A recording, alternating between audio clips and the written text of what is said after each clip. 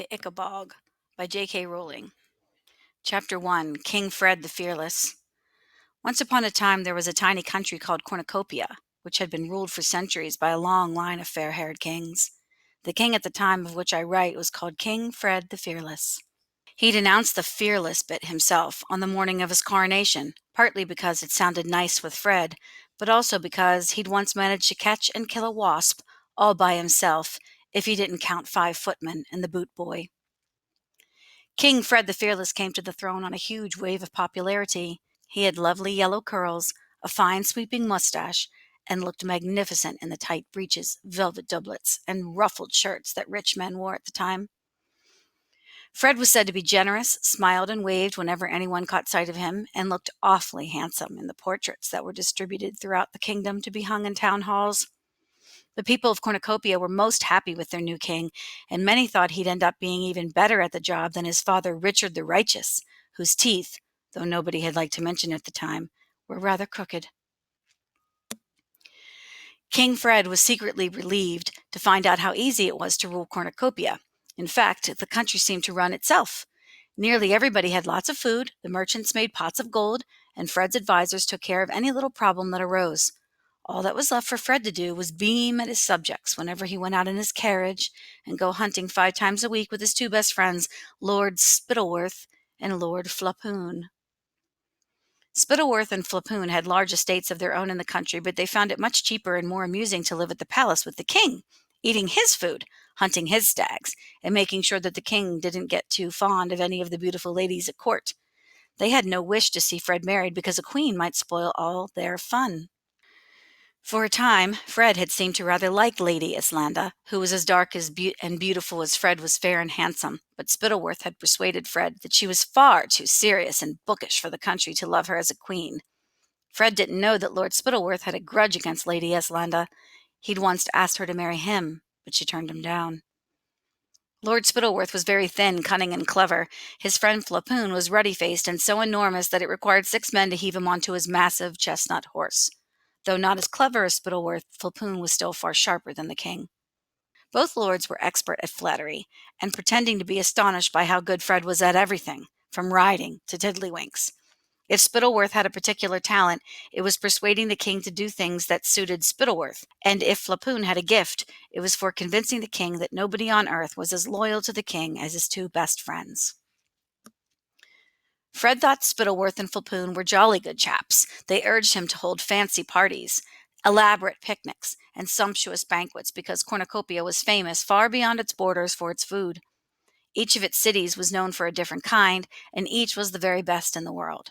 The capital of Cornucopia, Chauville, lay in the south of the country and was surrounded by acres of orchards, fields of shimmering golden wheat, and emerald green grass, on which pure white dairy cows grazed. The cream, flour, and fruit produced by the farmers here was then given to the exceptional bakers of Chauville, who made pastries. Think, if you please, of the most delicious cake or cookie you have ever tasted. Well, let me tell you, they'd have been downright ashamed to serve that in Chauville. Unless a grown man's eyes filled with tears of pleasure as he bit into a Chauville pastry, it was deemed a failure and never made again. The bakery windows of Chauville were piled high with delicacies such as maidens' dreams, fairies' cradles, and most famous of all, hopes of heaven, which were so exquisitely, painfully delicious that they were saved for special occasions, and everybody cried for joy as they ate them.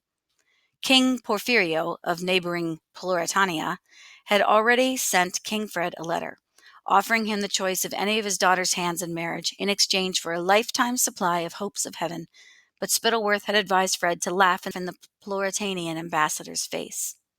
"His daughters are nowhere near pretty enough to exchange for hopes of heaven, sire," said Spittleworth.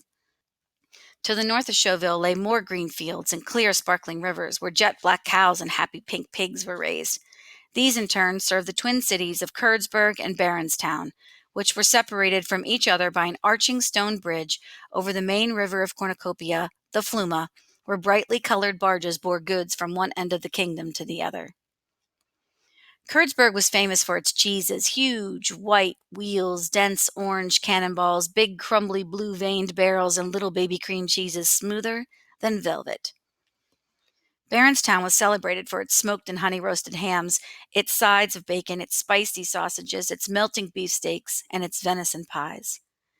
The savory fumes rising from the chimneys of the red brick Barronstone stoves mingled with the odorous tang wafting from the doorways of the Kurdsburg cheesemongers, and for 40 miles all around it was impossible not to salivate breathing in the delicious air. A few hours north of Kurdsburg and Barronstown, you came upon acres of vineyards bearing grapes as large as eggs, each of them ripe and sweet and juicy. Journey onward for the rest of the day, and you reach the granite city of Jeroboam, famous for its wines. They said of the Jeroboam air that you could get tipsy simply walking its streets. The best vintages changed hands for thousands upon thousands of gold coins, and the Jeroboam wine merchants were some of the richest men in the kingdom. But a little north of Jeroboam, a strange thing happened. It was as though the magically rich land of Cornucopia had exhausted itself by producing the best grass, the best fruit, and the best wheat in the world. Right at the northern tip came the place known as the Marshlands, and the only thing that grew there were some tasteless, rubbery mushrooms and thin, dry grass, only good enough to feed a few mangy sheep. The Marshlanders who tended the sheep didn't have the sleek, well-rounded, well-dressed appearance of the citizens of Jeroboam, Barronstown, Kurdsburg, or Chauville. They were gaunt and ragged. Their poorly nourished sheep never fetched very good prices, either in Cornucopia or abroad. So very few Marshlanders ever got to taste the delights of cornucopian wine, cheese, beef, or pastries. The most common dish in the marshlands was a greasy mutton broth made of those sheep who were too old to sell. The rest of Cornucopia found the Marshlanders an odd bunch, surly, dirty, and ill-tempered. They had rough voices, which the other Cornucopians imitated, making them sound like hoarse, old sheep. Jokes were made about their manners and their simplicity.